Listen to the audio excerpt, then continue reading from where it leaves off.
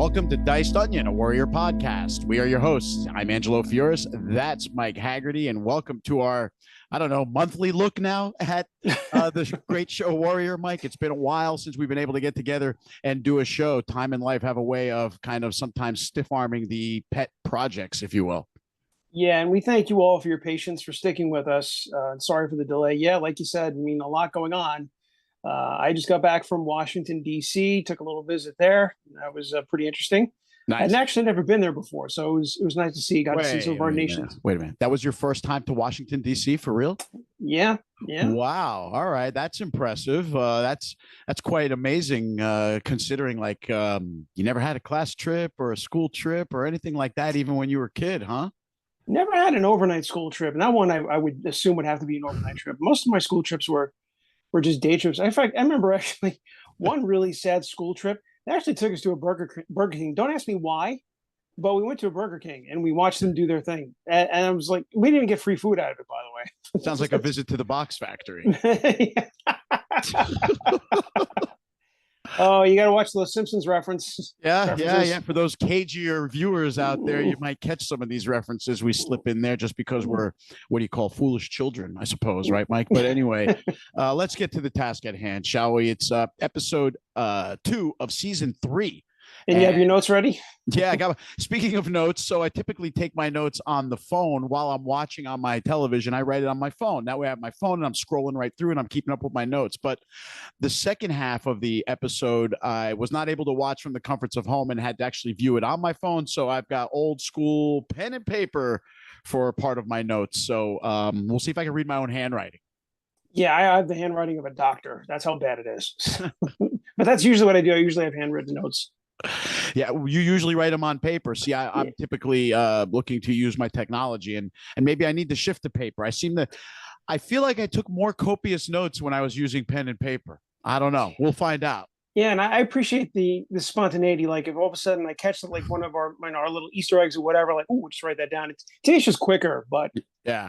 Well, let's talk about it. This episode aired originally on July 7th of 2023, so it's not quite a year old yet, and it is titled Anything Short of a Blow to the Head, episode 2 of season 3. And this episode opens up with characters we are not familiar with, Mike. No, we are seeing some new faces. There's a carriage coming down the road, and what at first appears to me to be some sort of police authority.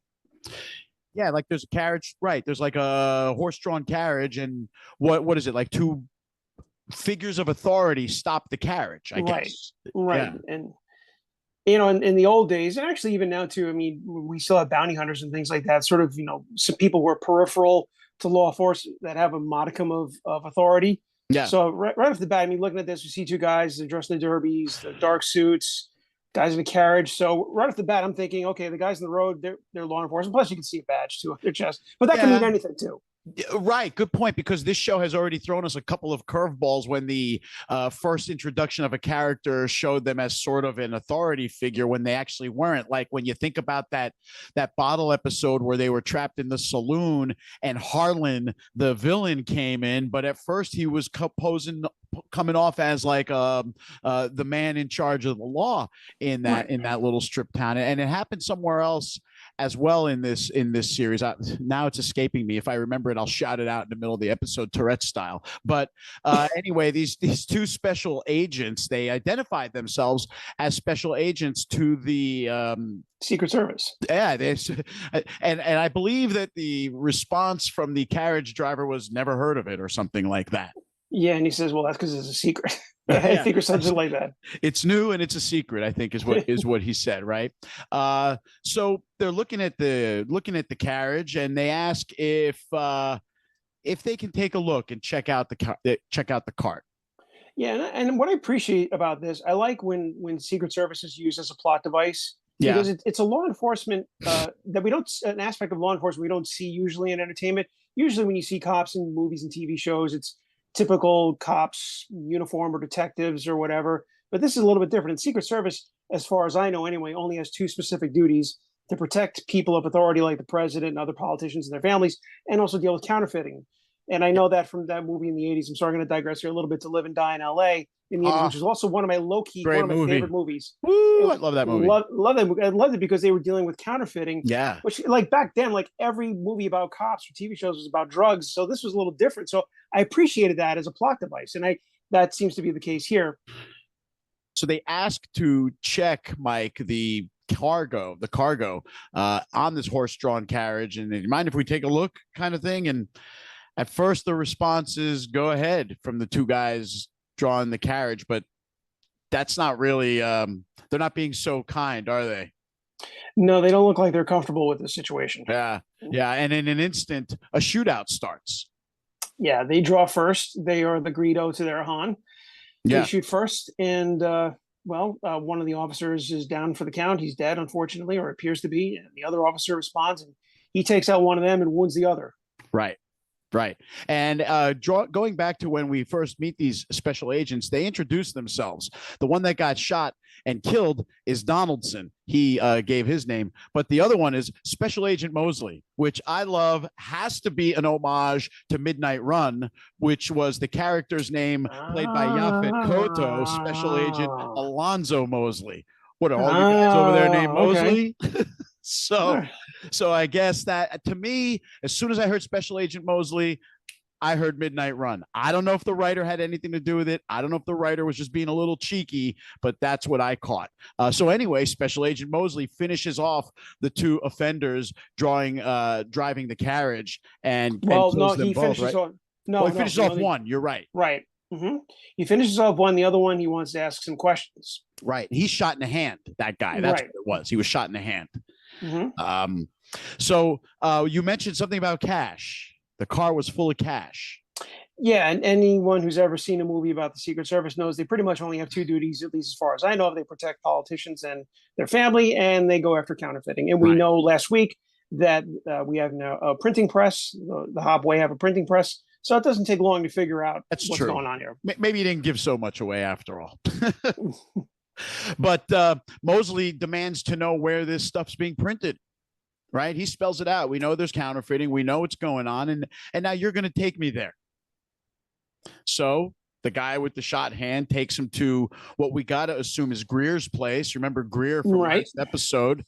Mm-hmm. And except that it's all empty, isn't it? And we know why. Yeah, we know why, but he doesn't know why. Right. The Greer gang member doesn't know why. He says, hey, the printing press was here last time I was down here. And Mosley quickly realizes that it is not there. And this is where he starts to torture the guy a little bit to try to get a little more info out of him. Digging into his hand wound and stuff. That hurts. Like when I see that kind of stuff, that hurts inside. Yeah, he's got him hung up. It actually kind of looks a little bit like with the way Mel Gibson was hung up in Lethal Weapon. Yeah. When he's being tortured by Endo. I got kind of that vibe out of that one, actually. Wow, I didn't even think of that. But yeah, Special Agent Mosley, he's got some questions. He wants some answers. Yeah. And we'll see if he gets them. Yeah. Well, the last thing that the guy says something about a Chinese fellow. And that's when Mosley's like, tell me about this Chinese fellow. And that's when the opening scene ends. So it's quite eventful, Mike. We've got now a tie-in to the printing press scheme that the Hop Wei are about to get themselves into, tied in with the federal law. And very quickly, this is going to develop into a big part of the storyline, I think. But that is the end of the opening scene. When we come back from the credits, it's Chow and Young Jun. And they're at Hop Wei headquarters, and they're quickly realizing that they're not very good at printing counterfeit bills, are they? No. There is actually, I guess, an art to that. How to do it. And and as we've seen in other movies, like To Live and Die in LA, where the character Willem Dafoe was actually an artist. Right. Oh, right. Yeah. Yeah, right. He was an artist. And I guess, you don't want to say that about criminal activity, that there's an artistic element to it, but there is here. Or at least someone that knows a printing press. It's a very acquired skill. And when you think about that, we're in 1878 and printing is far from being as advanced as it is, say, today. You can truly see that they need some help. They don't have the skill. Right. And they say that. And Assam gets the job. He's assigned the duties. and responsibilities of finding some help to do this job right. And Sam, kind of volunteers it. And they even ask him, do you think you might even have someone in mind for this gig? And he says, maybe. And we kind of already know who.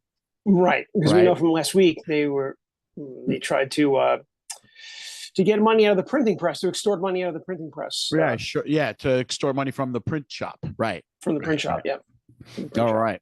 So now we're in Chinatown, cut away to, I guess, outside in the city, and we got cops bursting in. It's kind of a raid, and they're being led by the new chief. You remember him? He took the job last week, in the last episode, rather. And apparently they are brutally enforcing city ordinances, Mike. Yeah, and obviously this is part of Buckley's crackdown on Chinatown, which was orchestrated by Mei Ling. And this is all just about disturbing the peace. And it's kind of funny to see how the strings of power are operating, because ultimately this is coming from Mei Ling, although Buckley obviously is not a fan of the Chinese and wants to get rid of them. But this all kind of plays into what everyone wants. But it's interesting to me anyway that Mei Ling was kind of the orchestrator behind this. Yeah. Just, behind the scenes working with Buckley, of course. But, it's interesting. A couple of quick, interesting exchanges. The first thing is, as they're raiding the area, the chief says something like, how can anyone live like this? He's like very condescending, and, you can see the racism coming out. Bill, however, doesn't like the methods that the chief is employing here. And he says as much. He says, I don't like this. I don't think I like this. And the chief says, well, it's not your job to think. It's your job to follow orders. And that's where the scene ends. And, we now have the backdrop here established, which is the police are striking back and they are trying to control Chinatown, all in, what do we call it, in an election year. Right. And ostensibly, this probably goes all back to the riots, right? Remember with the big showdown between what ended up with being the big showdown between Assam and Leary. But prior to that was the big riots after Penny's manservant. Yeah. Penny's manservant was killed. Right. Jacob, sorry. And this all kind of goes back to that. I guess ostensibly it's about keeping the peace, but we know obviously what it's really about. What I found interesting about this scene is that it looks like O'Hara is growing a bit of a conscience, especially about the Chinese. Yeah. Who I would have said, I'm sorry, season one, he probably was indifferent to the Chinese, but now he sees things a little bit differently. Sure. He's been immersed in their world for now, 22, 23 episodes that we know of. And he's, not really in line. Plus, he's got a little animosity towards this new chief who took his job. So he's going to question every method that this guy employs, because Bill would have done probably everything differently than what the current chief is doing. Yeah. Scene cuts away to Buckley, and he's walking with, I guess, his new assistant, and he's reading in the newspaper about his mayoral opponent. Yeah, it's election season. And we see all the time in entertainment and also in the real world about how politicians have to do backflips to appease their constituents to hopefully get reelected in their case. Yeah, and it seems like, Mike, based on the way Buckley's reading, the industrialists of the city are siding with Buckley's mayoral candidate. The other thing that gets insinuated here is that Buckley may be utilizing the deposed or deceased Mayor Blake's funds to position hhis campaign. Right. And we see Penny's name come up. And, like everyone else at this point, I'm wondering what's going on. We know where Penny is, but what's going on with her? Are we going to see her again? Is she okay? All that. Well, according to Buckley, she's not going anywhere. And I think that her being wherever he's got her, which we saw at the end of season 2, is allowing him the access he needs to this money we're talking about. Those two things are closely tied together. So Penny's not going to surface, I don't think, at least till after the election's over. Let's put it that way, right? Right. We then see Buckley commending Chief Atwood in front of the people of the city there. They got like a little stage or whatever. And he speaks about the raid, talking about the effectiveness of the Chinatown squad. Yeah, and Buckley is kind of out of his element here. He's not really comfortable being in the spotlight, right? He's always been the guy behind the scenes, especially with Mayor Blake. He was the one kind of really running the show. And we see Buckley, I mean, like all the other characters in here, he's being developed. And this I find interesting. Buckley is out of his element. He's definitely a guy who's better behind the scenes, but here he is.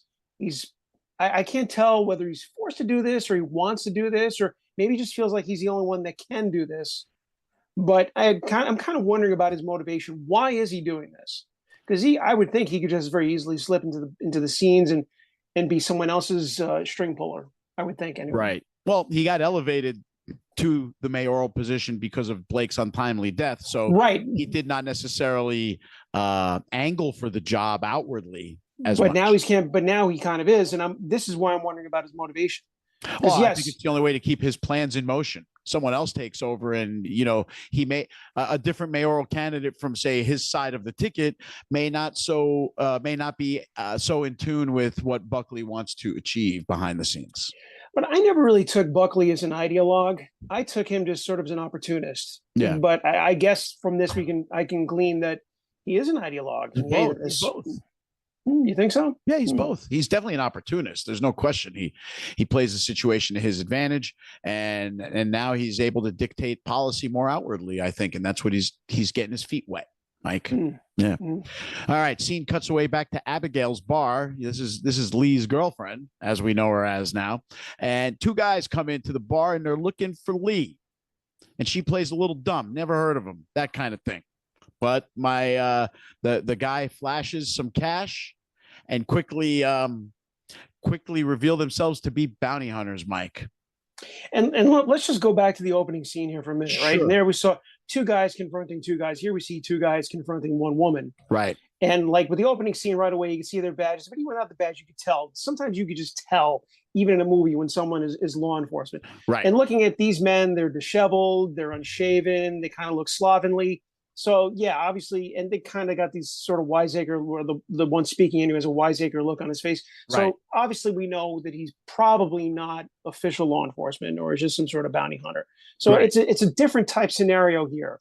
Right, but the scenario becomes quickly familiar because Abigail fires. She's got a gun underneath the bar, and she shoots that dude, and that's when Lee bursts in to pitch in here and try to take these guys down. Abigail takes a shot. I think she kind of is like in and out of consciousness here a little bit while Lee is handling the one guy who's still standing, and brutally too, I might add. Yeah, this was a brutal scene. Lee, we know he's very smart. We also know he's good with his hands. Maybe not as good as Assam, but he is right. Good with his hands, and he knows how to defend himself. And he's no stranger to violence either. Nope. And he kills this guy. And when it's all over with, Lee's covered in blood. So it's a very ugly scene, ugly aftermath. But the important thing is that Abigail points out they need help. They can't keep confronting this kind of situation because of Lee's past. And she decides she needs to go to Happy Jack, who owns the bar. And we know Happy Jack, he don't like Officer Lee. No, especially since that's his ex-sister-in-law or ex-cousin-in-law, whatever it was. Yeah, he's not a fan of his. And although it is kind of interesting because what I like about this or appreciate about this is that it's very rare we see representations of people of color in a position of power from this time period, right? Right. Because, I mean, if you just watch movies and cinema from the early part of the 20th century, you would think that every person of color was some sort of servant and butler or something like that. Yeah. Right. I mean, like shoeshine guy. Right. You know, like crazy. What's her name? Butterfly McQueen from or Hattie McDaniel from Gone with the Wind. Who I just read actually recently, not to digress, actually had, even though she was an Oscar winner, she had to supplement her income by actually being a maid in real life. That's crazy. In addition, right? But anyway, it's nice to see that representation of here we see a black woman in the 19th century who owns a bar. Right. So that's that alone. And she's fighting back against the white man, which is also interesting. But she also knows there's limitations to how much she can fight back, which is why she wants to get some intervention from Jack here and see if he can help.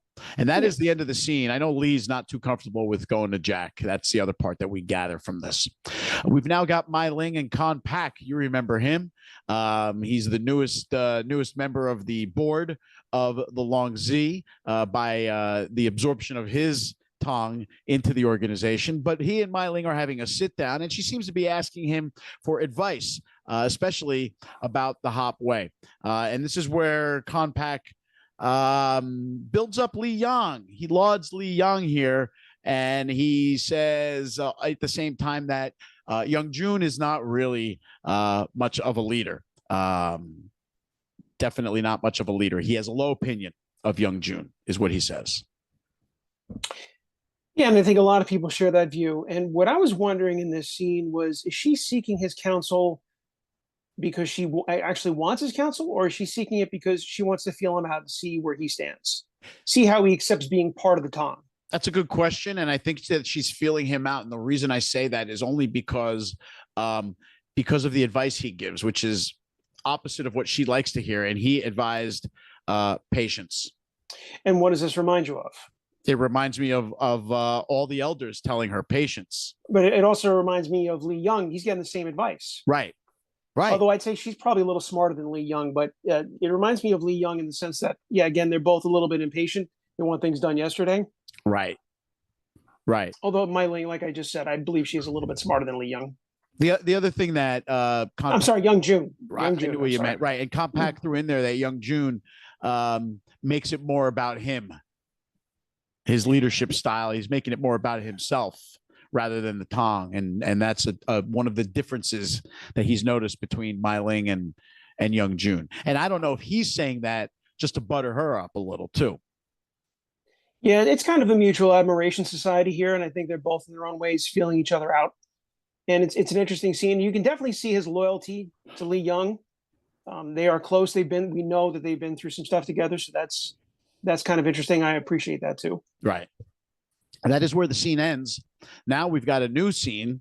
The newest power broker to hit the show, Mr. Leary, and he's having a meeting with the industrialist, Mr. Merriweather, who is complaining about the Irish who are on the job site, we saw them negotiating to get a certain amount of jobs. They'll be working alongside of the Chinese. Leary assured him everything was going to be fine, but apparently it's not fine, is it?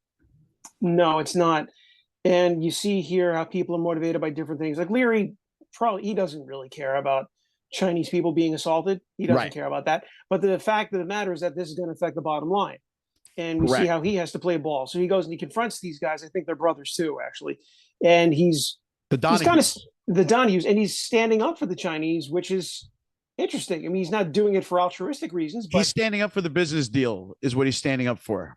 Yeah, but indirectly he's standing up for the Chinese. Right. But obviously that's not his main motivation. No, he's not all of a sudden part of the pro-Chinese society of the 19th century. No, by no means, but this affects the bottom line, and he's kind of forced to take this position because of his political situation.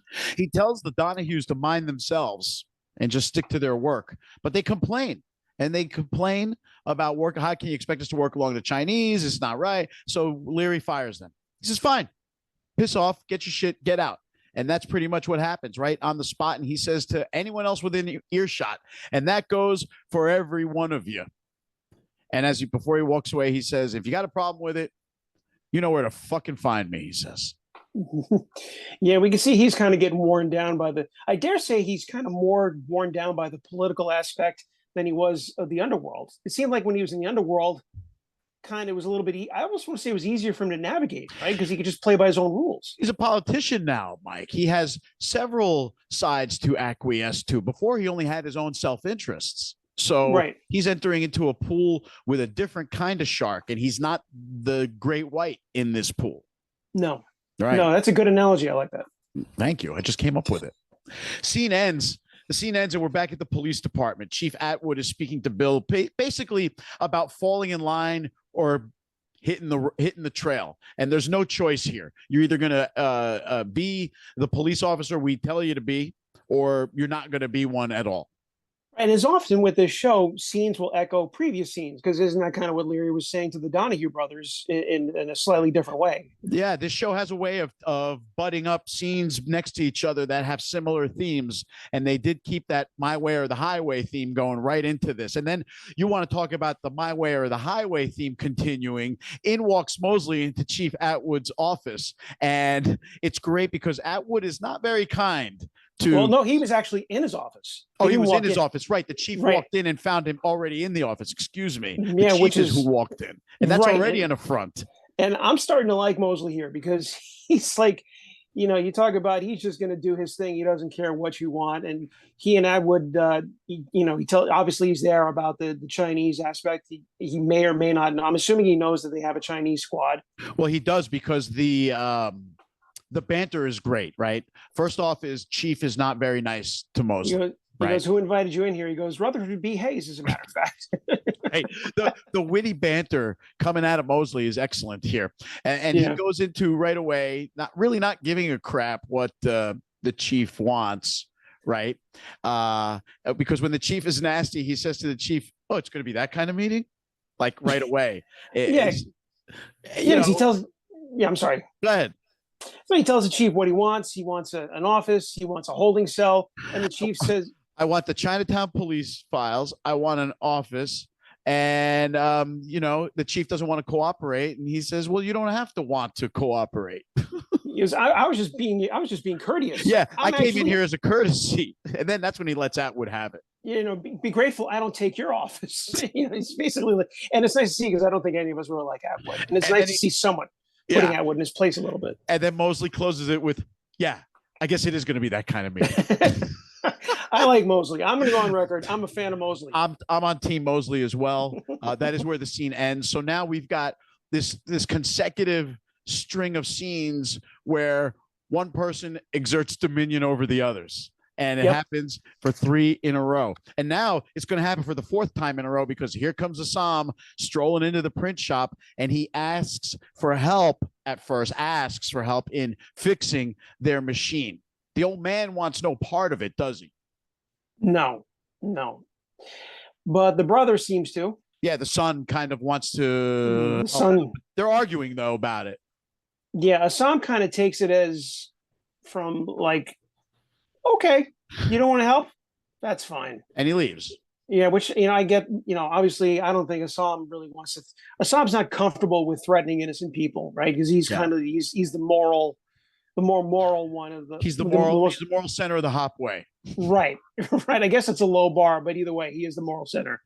Right. And so he's not going to push the issue, but we see the sister and the brother get into it. Again, we see where he tells her to, I think, shut up and mind her place. And she backhands him, I think. Go make dinner, he said to her. Yeah. And she slapped him.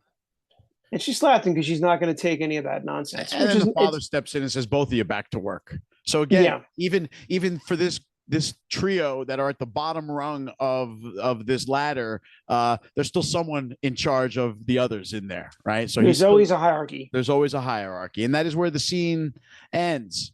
We're still in Chinatown in the next scene, and we've got Young Jun and Hong. They're at a gambling hall. They're drinking some whiskey, and there's some music, and there's dancing, and there's some performer on the stage while Hong is getting his drink, and he's suddenly transfixed by this guy who's singing this really, I don't know, I guess song of the day. I don't know the saloon song. The saloon song. Yeah.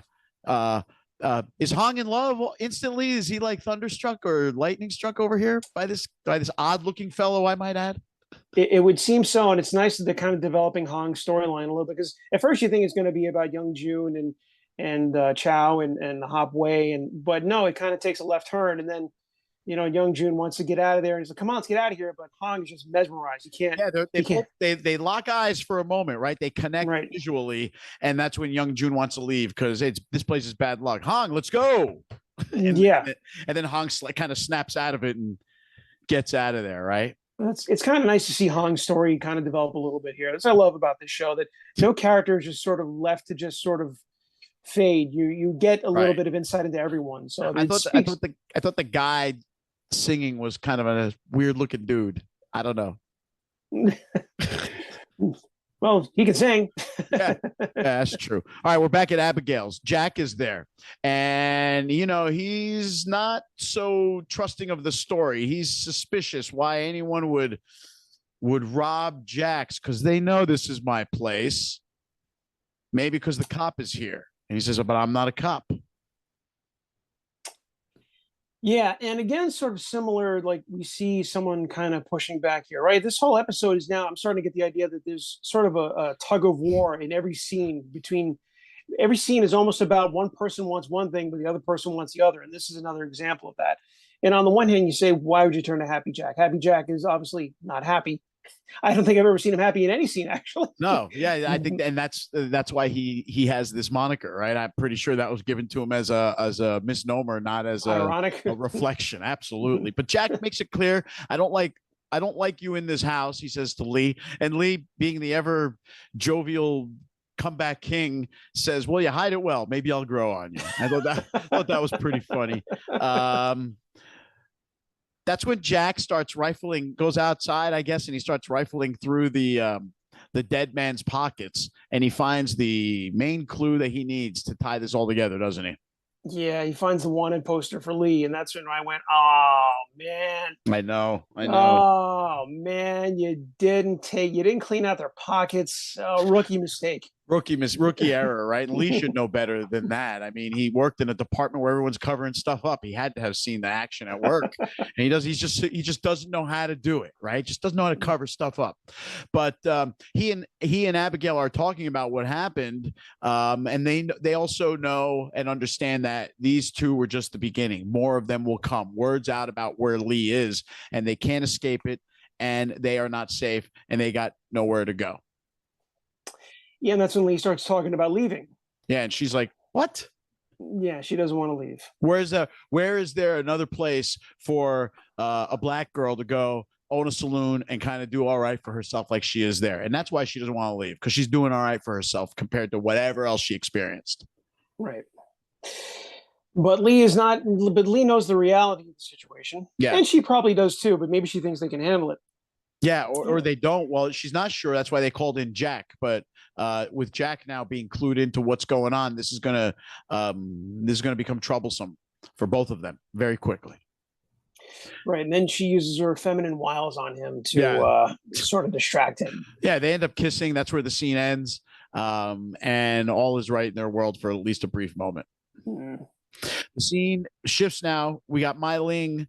Li Yang finds her in, I guess, like the study, and she's reading the newspaper, or as he says, "You're reading the duck paper now." Yeah. So she says something like, well, if we're going to be dealing with them, we have to know what's going on in their world. So this is all part of her, the expansion of the Long Z's reach is her being informed on what's going on. This is where the three brothers Tong, this is where Li Yang tells her that the three brothers Tong asked to meet. This is a Tong we've not heard of before, but they've now being referenced. And I guess this is, they probably want to meet Mike. My thought was because they're seeing all the absorption of all the other Tongs happening, and they're probably looking to kind of head this off at the pass. Right. And so they want to grow their numbers. But I think with the sense that I'm getting here is that Li Yang wants quality people, whereas Mei Ling just wants the numbers. And again, maybe this is sort of her impetuousness that she has in common with young June. Right. But again, this scene was just more about showing the continuing conflict and difference of opinion between, Mei Ling and Li Yang. How he wants to do things one way and she wants to do them another. Yeah. And Li wants to be very picky here, and even brings up Zing. He brings up Zing in the conversation. He said, come on, Zing, was that you? You partnered with Zing, and look how out of control he was. And he makes a good point. He makes an excellent point, but she doesn't care, does she? She has her opinion. He's dug into his, but we again find out who's in charge because she tells him, take the meeting and bring Khan Pak with you. Last time she told him to take a meeting and bring someone with him, it was take Zing with you, and all hell broke loose. And that was my first thought was, oh no, Mei Ling, she got some other plans again. Yeah, we're just gonna have to wait and see. Yeah. We now switch back to the outside. We're outdoors. It's Assam. It's a toy. They're walking the streets. They see some kids, and the kids clearly are in awe of Assam. Yeah, he's a superhero. Yeah, they worship him. That's what Atoy said. They worship him. Because he fought back. All he had to do was fight back. And it was nice to see someone fighting back. Yeah. Yeah, exactly. The conversation is pretty benign, though. They're talking about Lai. He asks how Lai is doing. Go ahead. And the state of Chinatown, like he's lamenting how the businesses are closed and how they're getting getting pushed back, they're getting punished by the police, and Atoya's kind of taking it in stride, like, we've always been survivors and we'll survive this. Right. She's kind of mellow. And then they get to talking about Nellie, and she's talking about building a life with Nellie out in Sonoma, and you're hoping, you want Mei Ling to have a happy ending. You want her to ride off in the sunset. Sorry, Atoy. You want Mei Ling to fucking die. Yeah, she does talk about her future with Nellie in Sonoma. She feels like there's really something there. And the thing that struck me most as the scene closes is she says to Assam, there's got to be more than this, meaning their current situation. And she's right. All right. We're now back to Buckley and Leary, and they are arguing about the benefits of Chinese labor, aren't they? Yeah, they don't exactly have a mutual admiration society. And basically Buckley is saying to Leary, trust me. And Leary, yeah. Trust you, you're a politician. And he says, so are you, Mr. Leary, which was, it's his way of letting it. It's kind of like, I'm sorry, I'm always referencing other things, but remember in Godfather 2, when Michael is talking with the Senator Leahy, was yes. Leahy? Yes. Was that the name? Senator Leahy in Lake Tahoe. Right. Birthday parties going on outside. Right. And he says, let me be blunt with you. I don't like you. I don't like your whole family. And then Michael basically says to him, he goes, don't ever think that we're not part of the same hypocrisy. And that's what Buckley is saying here to Leary, to me. Right. In his own way, he says, like, you're no different than me. You're a politician now. We're on the same team. And Leary leaves him with, if you fuck me on this. So there's still the muscle. Hey, if this goes the way I don't want it to go, forget all the politician stuff. I will pound you. But I think that Leary is starting to discover that his threats of violence don't go as far in this world. Because, I mean, obviously, if he's to have a fight with Buckley, it wouldn't even be a fight. He would kill Buckley in a matter of minutes. But Buckley, at the same time, is not afraid of him because Buckley, in his own way, has his own power. And this is just showing the different aspects of power, which I thought was interesting. Yeah. But what's great, too, is for all the threatening, Buckley's still very nonplussed. Doesn't bother him. Right. He's not intimidated by him. Not one bit. And I think that bothers Leary for sure. And, I'm sorry, just another quick reference here. It reminds me of the Dark Knight in the scene with Batman and the Joker, and he's beating up the Joker in the interrogation room. And the Joker says, for all your strength, you have nothing to threaten me with. There's nothing you can do to me. And that is what Buckley is essentially saying, is that, yeah, physically you're better than me. You can kill me in a matter of minutes, but it doesn't matter. You can't threaten me. And that's the end of your power right there. Is right. The threat. That's what I love about that dynamic. Scene cuts away. Me too, Mike. It's a great scene. I love the tension between these two, especially as Leary's importance in the ladder, rises. We now cut away back to Assam and Yan Ni. That's the printer's daughter, Yan Ni. That's how I wrote it. I don't know if I got it right, but she. Yeah, that's what I wrote too. Yeah. Okay. Cool. So that's where she steps in. Right, to try to help. She wants to fix the broken press, and she wants to help so that she can clear the debt. That's what her motivation is, and apparently she may know a few things about printing. Yeah, and she's giving off kind of a boss vibe here, right? She's like, when she goes and look at the printing press, which is kind of like the extension of this scene, and there's young June, and I think Hong is in the room too, and she's just kind of like, she's looking around, she's like, you're doing this wrong. You're doing this wrong. Well, you don't do it this way. And she's kind of almost mocking them in her own way. She's very matter of fact, like sort of like an inspector looking at his underlings' work and saying, nope. You guys suck. Yeah. And this kind of reminded me of one of my favorite scenes from Breaking Bad. Did you watch Breaking Bad? Of course. Do you remember? And I always took perverse pleasure in this when Jesse, remember when he went to the Mexican drug factory? And he went there with Giancarlo Esposito. Right. I forget his character's name. And they go to the factory. The chicken guy. Right, the chicken guy. El Polo. Yeah. Yeah. So he goes there, and you all along you're assuming Jesse's in over his head. He's gonna get crushed by the Mexicans. And all of a sudden, Jesse turns into a boss. He's like, "You're doing that wrong, and we're going to do this and this and this." And it was super cool in my head at the time. I'm like, "Yeah, go, Jesse!" But I realized, like, I'm rooting for a meth dealer here. I mean, it's kind of perverse, right? But right. Same vibe here. Like, she's she's getting involved in criminality, but I'm kind of rooting for her because she obviously knows what she's doing and she's putting these guys in their place. And what I wrote in parentheses is she's got some stones walking in there talking Yeah. like that to them. I loved it. I loved it too. I loved it. So she does say that she could definitely do better, right? Because I'm a printer and you're a bunch of gangsters. That's why I could do better. And she describes how to do it right. Right? She goes into the description of what it takes to do the job correct. And it's clear from just the way she's speaking that she's got the technical expertise needed, kind of to make this happen. Right? She definitely knows her shit. And that's when young June's like, all right, so what's your end? And she just wants to clear her family. She wants to clear her family's debt. Yeah, leave the shop alone. No collections, no shakedowns ever. And young June doesn't really respond to that, but you get the sense that he's kind of agreeing. Like maybe he's too proud to say that she's kind of got one over on him in a way, but he doesn't say, sure, you got it. All he says is take her to get her supplies. Yeah, get her whatever she wants. That's her answer. And then I think one of them says to her, you're hired. So Hong, yeah. Yeah, Hong's the one. Of course it's Hong. It's always good for comic relief. Yeah. And that is the scene. So now the stage is set, Mike. Let's backtrack for a second here and summarize it to this point, right? We've got the Hop Wei owning a printing press. We've got a printer now who's qualified to help them get quality stuff out. They've got the engraving plates, which they stole from Greer's crew, right?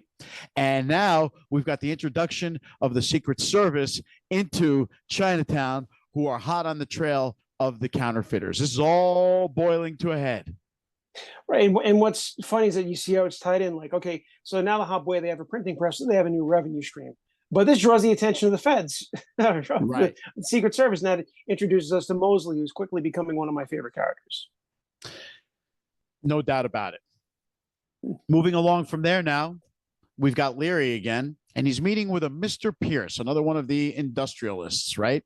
And he's basically trying to put together a business proposition. And, he needs quality steel. But it's costing too much money. This is him telling his problems to Leary, and Leary says, well, you'll forgive me if I don't take up a collection for you. But then this is where he asks Leary to help him. And he asks Leary to help him in the way that, he sees Leary as a thug. He wants him to strong arm the competition. Yeah, he's kind of asking Leary to go back to his old ways. Right. And Leary's like, it's what you think of me just as I'm not just a thug.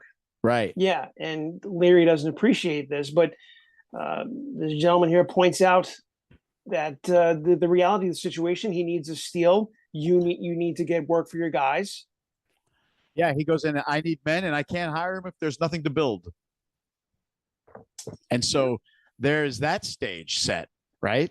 So now Leary has been sort of charged with the task of muscling out some competition so that Mr. Pierce here can get the job and the quality steel, and then more good Irishmen, good Irish labor will be hired. We'll see about that, Mike. We shall. All right, we're back to Bill, Sergeant Bill. We haven't seen him in a while in this episode, not since he was told to take it or leave it. And he's wearing his Sunday best, and he's holding his baby. And he clearly wants his family back.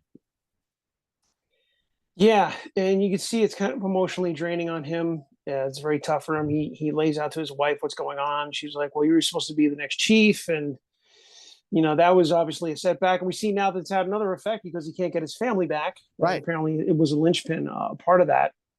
And this is where we see the human side of O'Hara. And we saw a little glimpse of it earlier, right? And we saw him kind of showing some sympathy towards the Chinese. Well, here we see, obviously he wants his family back. Right. Absolutely. But, Lucy's not ready yet. She sees it's not a good situation for the family, although she seems to be warming up a little bit to Bill now. She does kiss him. She does say it's good to see you. And, Bill accepts that this is where she's still at, and he sets himself to leave. And that's when, before he gets out, Horace, the brother-in-law, steps in, and he says to Bill, can I say something?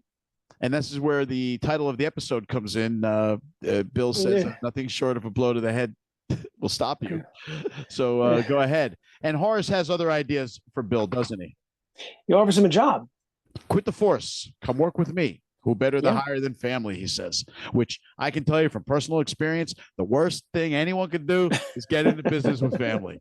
But Horace is trying to help out Lucy, isn't he? He's trying to help himself out because he wants him out of his house. He does. He said that last episode. You know, I love your family, but, you know, I don't love them that much. But Bill does say to him, did Lucy put you up to this? And I think he says something to the effect of, would it matter? I mean, like, obviously she did, but does it matter? Right. Bill declines, of course. He's not ready for that. He's not ready to go work for Horace at whatever it is Horace does. I don't think that's been made clear to us. But Horace leaves it as the offer stands. So Bill's got a gig that I guess will get him his family back and get Horace his peace and quiet back. Win-win, I guess, except for when Bill has to finally go to work, I suppose. But we'll find out about that. Scene shifts now. We got Bill at the Banshee, right? And it's like they're both sort of complaining to each other, right? Leary's complaining about the ungrateful Irish, about all he does for them. Yeah, and O'Hara's complaining. O'Hara's complaining as well. They both basically don't feel appreciated in this scene. Right. And that's what it boils down to. And it gets a little bit worse, but it also gets a little bit better in a way too. And I'll explain, because the Donahue boys walk in, they interrupt the conversation. Yes, they do, don't they? And I believe Leary is not interested at first because he says something like, go home. I don't want to have to beat you up and explain to your father or something like that. He goes, yeah, and then he says, "What are you afraid? I'll beat your ass like that Chinaman did." I think he called him a chicken too. Oh yeah, yeah. And he looks to. This is where Leary just looks to Bill. It's a very funny part because Bill and Leary looks at Bill, and Bill kind of gives him this. There's only one thing you could do now, face, right? You can't take those words from this Donahue guy. But then that's when Leary takes his ring off and he says, "Go get your brother." And Bill cracks me up here too, because he looks at the brothers. He goes, "You just had to fucking push it, didn't you? You had to open your fucking mouth, did you?" So they 2 against 1. It's a handicap match, right? Andre the Giant versus Jose Luis Rivera. Right. And Johnny Rods. But Leary takes some licks, but he ends up destroying them both, doesn't he? Yeah, and I think I felt like this kind of helped Leary kind of get a little bit of his confidence back. I think this is the first time in this season, because we see right from the start of the season, yeah, he's a politician now, but he lost to Assam. Right. So he's probably hurting a little bit as far as pride, and he's not like the old Leary. And I think this scene, because he beats the hell out of them and he wins, he's the old Leary again. Yeah. The music is awesome during this fight, I might add. And the final blow that ends the battle is an uppercut knockout. And then as everyone's kind of like gathering themselves and Leary like wipes down, he looks at the 2 that he just beat up and he goes, "All right, let's go. Next round's on me." So it's like, I pounded your butts. Be quiet. Let's have a drink and then you can go home. And that's where the scene ends. Yeah, that was actually kind of nice too, because it was almost like, all right, we got it out of our system. Now we're moving on. Yeah, but again, keeping in the theme of this episode, which is I hold dominion above you. And that now continues into this next scene. We shift out of Chinatown and into Sonoma, where Nellie gets a visit from Douglas. If you recall him, he's another one of these industrialists, and he comes to check out the setup there. I guess he's buying some wine because he says, "I'd like to sample what I'm buying." At first, I thought that might have meant he was buying the land, but he does get to that, doesn't he? Yeah, and he's not exactly buying the land, but the government wants it for the railroad. Yeah, but he tries to make her an offer to buy her out, though, first. Yeah, he does. He's basically saying that, look, they're going to get it either way. You might as well get some money out of this. Right. Absolutely. And she refuses, but he insists, right? Because the railroad's going to go through. You can't avoid eminent domain. So like you said, Mike, get some cash out of it. That's when he insists and threatens lawyers, right? And there's no way he's genuinely. His initial tone was, "Oh, I'm here to help you, Nellie. Let me do something good for you." But when she refuses, his tone changes, doesn't it? Yeah, because he's not getting his way, and you see he's got to kind of kick it up a notch, and it Yep. kind of gets into a more cantankerous conversation. Yeah. He wants what he wants. He wants the land, and he's saying that one way or the other they're going to get it. Right. You And he know, tells her, "Let me be the one to help you get some money." and he thought he could appeal to her greed, to what he assumed was greed, to get her motivated, but it's not working. Right. Nellie doesn't operate.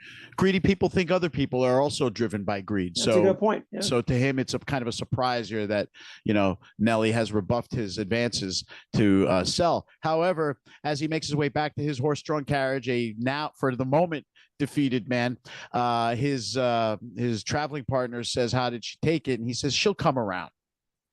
And as he turns to look at her, he catches a quick glimpse of Atoy over there. And it's one of these aha kind of moments. So scene ends. However, this opens up some danger for both Nellie and Atoy, I believe. Right. And here we see we're going to obviously, I'm assuming at this point that he's going to use her relationship status to exploit her to get what he wants. No question about it that is going to be a method to meeting his end. No doubt that he wants. We're now back to I guess it's Hop Wei headquarters, and the printer girl's now doing her thing, right? Young June asks her, "How's it going?" And she shows him a sample of her work. And it turns out to be pretty good. Yeah, young June compares them. Looks at both sides, and what was it? Do you know what he said when he looked at them and recognized the quality? No. Holy fucking shit! We're in business. Good stuff, right? And that is where that scene ends. So now we're painting, the puzzle pieces are getting put further into place, Mike. We cut back now to a mayoral debate, right? We got Buckley up on the stage. He's espousing American jobs for Americans, American workers, and to protect them from the foreign invaders. That's his statement. And when he concludes that statement, you kind of hear like a lukewarm, like a lukewarm response from the crowd. And then that's when his opponent, his opponent takes over, and he starts to speak a little more eloquently, doesn't he? Yeah, again, Buckley's always been a guy who's better behind the scenes. He's not a good public speaker. He's not good interacting with people, which we see as the scene progresses, and he's got to do the proverbial handshaking and baby kissing. Yeah. And what I thought was interesting about this is that it almost seems like Buckley is having sort of a panic attack. The camera zooms in really tight on his face, which I think is a way they use to relay that. And you see Buckley kind of having a little bit of a meltdown here in this situation. Right before that happens, right? The mayoral opponent, he talks about the good in San Francisco instead of focusing on negative stuff, and he gets a larger round of applause. And Buckley notices this, right? And then he introduces his family. And these are all things, right? Buckley is lacking all of these things that appeal to the voters. And that's when his assistant says, "All right, let's get out of here. Shake some hands and let's get out of here." And you describe Buckley being so very awkward, right? He's not good in crowds. He's not good with people clapping his back, and it's like bothering him. They try to shake hand, and he's like giving them sort of a dead fish. And then what did you describe? Like a panic attack? Like a panic attack? Yeah. And I was actually wondering if this maybe was some sort of PTSD for him from his war experience. That's a good point. I hadn't considered that at all. I just thought he was just like one of those dudes that doesn't let, it kind of skews people, but that makes a lot more sense to me. Yeah, I was wondering if that's what they were going for. They don't really say it. Maybe they're leaving you to draw your own conclusions, but that's what I took from it. But that's when he meets someone. Oh, thank you. Yeah. And he meets someone new here who kind of breaks through all the chaos. Right. Before he can get the hell out of there completely, some woman greets him. Catherine Archer. She introduces herself, and she urges Buckley to press forward. I wonder what her motivation is. She offers even to help. She cleans his lapel for him. If you notice, she had something on his lapel. And she goes, oh, let me get that for you. And I don't know if you noticed, but when she was cleaning his lapel, he had an absolutely horrified look on his face that someone was touching him, even a woman. But at the same time, I'm kind of getting the sense that for the first time that Buckley himself is being manipulated. Right. Right. You could tell she's up to something, right? Like I didn't feel like she's just some supporter. Did you? No. There's a motivation. No. There's some sort of motivation behind her introduction here to Buckley at this point. All right. But she's gotten to him. I got the sense that in this brief interaction, wherever this woman Archer is, she's gotten to him in just a matter of seconds. Exactly. It's not like this is some happenstance paths crossing and he's just going to go about his business and she's just going to go about hers. She's looking to get in good with the mayor. That's the feeling I'm getting so far. Yeah, me too. And maybe she's got a reason to my other thought was maybe she's got a personal reason to not want to see the opponent become the mayor instead of Buckley. I don't know. Either way, she has some sort of motivation. Yeah, for sure. Back to Mei Ling. She is now telling her sob story to the ducks at her home. You remember she was invited to talk to more ducks, and she's now got a captive audience. All of these duck ladies, they're hearing about Mei Ling's strength. And this is a unique situation. A Chinese woman is in a duck person's home. Yeah, and again, she's just sort of relaying her experiences. It seems like she's sort of giving the same speech over and over again to different people. It's like a rehearsed monologue at this point. And she's doing it to garner sympathy, I'm guessing, so she can expand her business, get their sympathy, plant the sympathies of the women. Maybe she feels that that'll work better with women than it would with men. Maybe. Agreed. Yeah, no, I agree. And using that to further herself. And we see she's interacting with her, let's call it her benefactor. Yeah, her hostess, I guess, is what I called her. The hostess dismisses the rest of the guests first and says, okay, ladies, that's enough. Our guest is tired. And then she gives Mei Ling a tour of the home. And this is where like the opulence that these folks live in is obvious, Mike. My God. Yeah, and as you know, I said I just came back from Washington, D.C., and I went and I saw the Ford's Theater, and which was a reconstruction. It's not the original construction, but it just was kind of fascinating to see 19th century construction. I like that. Sure. When you can go to Shakespeare's house from the 15th century, and that to me is fascinating. And obviously this is a reconstruction, but it's interesting to see the way they lived and their version of opulence. For sure. And they're in what looks to be the woman's like dressing room or like walk-in closet in a sense. And there's just lines and rows of dresses. And this is where she actually presents one to Mei Ling as like kind of a gift. She says, do you have dresses like this in your culture? And she's like, not this nice or something like that. And she insists that she take it because, hey, you never know when you might need one, she says. And I guess that's some sort of foreshadowing. I don't know. That's the sense I got from that. For a minute there, though, we're gonna have another Nelly toy situation. But yeah, I don't see that from Mei Ling though. I never felt like that was about to happen. No, just guys wanting chicks to kiss in any scene. We now leave the sensuality of the dressing room to the meeting between Leon Compact and the three brothers Tong, and they've got proposals, but I don't think this proposal is going to be well received, is it?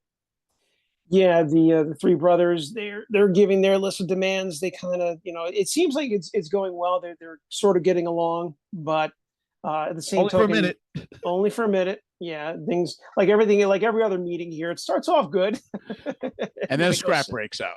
Again, then because one guy insulted the other. No one likes the terms, and here's Compact and Li Yang now in a fight with the three brothers Tong.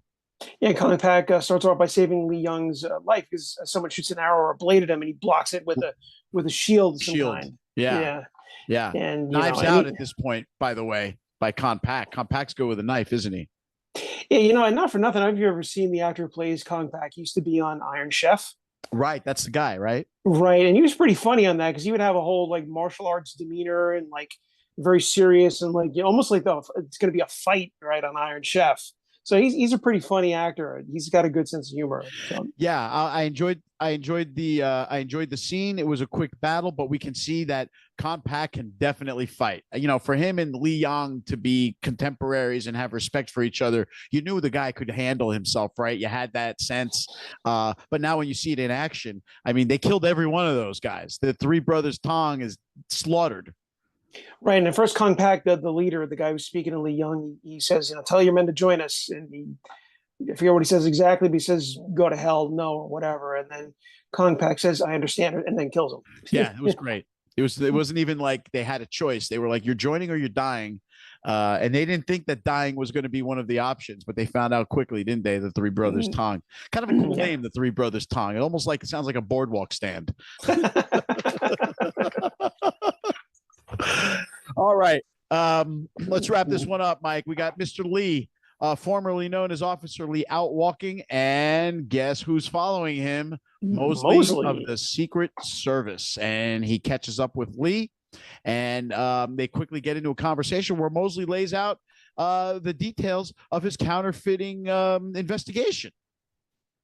And we have to assume that Mosley found out about Lee from being at the police station and probably found out that he was a very good cop. Right. And he says to him, assume that or did he say this to Lee or to Atwood? He says, assume I know a little less than God, but more than you, or something like that. He does say that. I think he said that to Chief Atwood. That's okay. It was the Chief Atwood. But here what he says is that during this counterfeiting investigation, he put together the Chinese connection here because the last standing idiot, which was the guy with the shot hand, he referred to him as the last standing idiot who brought him to, who told him about the Chinese fella, if you recall. Yeah. So now Mosley knows all about Lee as well, doesn't he? Yeah, he really does know all about Lee, but he's not using it for blackmail. Well, not really, though. He says, yeah, in a gentle sort of blackmail. He's saying, like, he goes, I know about what happened in Georgia, and I can help you with it. He also knew Lee quit the force. Yeah. So he's basically saying, help me and I'll help you. But it's clemency in exchange. Right. But the difference is, at least the sense that I got, he's not going to, if Lee says no, he's not going to use it against him. He's just going to use it to help him. It's only going one way here. He's not, okay, like, I feel like if Lee says no, that'll be the end of it. But if he says yes, he'll get help. Right. So, when you go back to Lee and Abigail's conversation about, this ain't never going to change. Right now, here's their glimmer of hope that this could possibly change. So now Lee has a decision to make.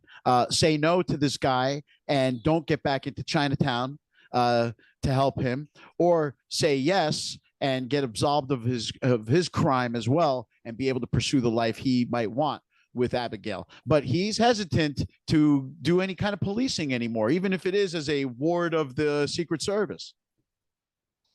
Yeah, he doesn't want to get back in. Maybe he's a little bit jaded from his experience in the San Francisco police. I mean, nowadays I would think that an average police officer, if had a chance to work for the Secret Service, would jump at the chance. Right. No doubt about it. And, Mosley does a good job of painting a bright future for Lee and Abigail.